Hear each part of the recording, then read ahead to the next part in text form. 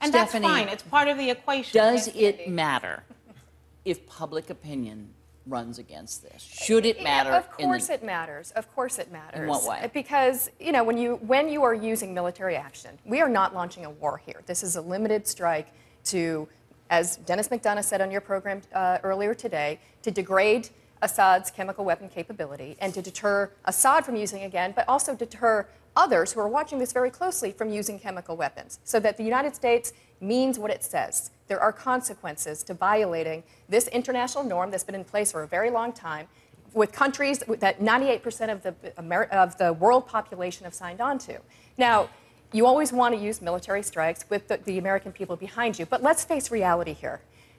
This is a fatigued country when it comes to war, for very good reason. We've been at war for over a decade, and some of it was fumbled. And I'm not trying to place blame on a previous president, but those are the realities that we're dealing with. So the president, that's particularly the reason why the president went to Congress, because he knows how grave these decisions are, and he wants the American people behind him. Now, does the commander-in-chief always have the ability to act even when the American people aren't behind him, or without congressional authorization? Yes, he does. Will this president do that? I don't know. Let me ask a jump ball question here.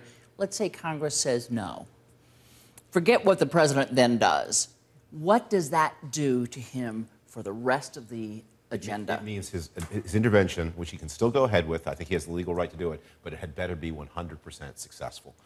That he will, and it will be even worse if he goes with the support of one House, where his party is a majority, and loses the other. In that case, the deal will be, if this works exactly the way Stephanie said it would, limited strikes that achieve precisely the stated end and do not put the United States into a situation where either the Syrian regime falls, leaving us with a mess, or it doesn't fall, inviting America to go in deeper, but the coin lands exactly on its edge and stays there, then he's a big winner. But if that coin wavers or tumbles or lands heads or tails, and we get either of the two outcomes that are most probable that the president says he does not want, then he's going to have a lot of political trouble, a lot of geopolitical trouble, too. Because there's other things on the agenda. For leadership reasons, internationally and domestically, he's going to have to act.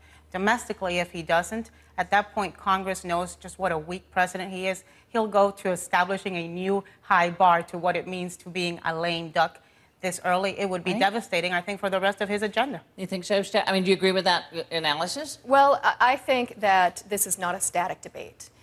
The one thing I do agree with, if Congress does not approve this resolution, that it is a blow to the United States, not a blow to the president. It's a blow to the United States authority all over this world. Right? It's a blow to our authority all over this world, and unprecedented. And that's why you're going to see some members of Congress vote for that particular reason. Some of them have already said they're voting for that particular reason. I believe that's your position as well. Let me say a couple things. First of all, I think that if he does not get this vote, he should not go to war. I don't think that you shouldn't treat the Congress of the United States like a focus group. However, things will continue to change.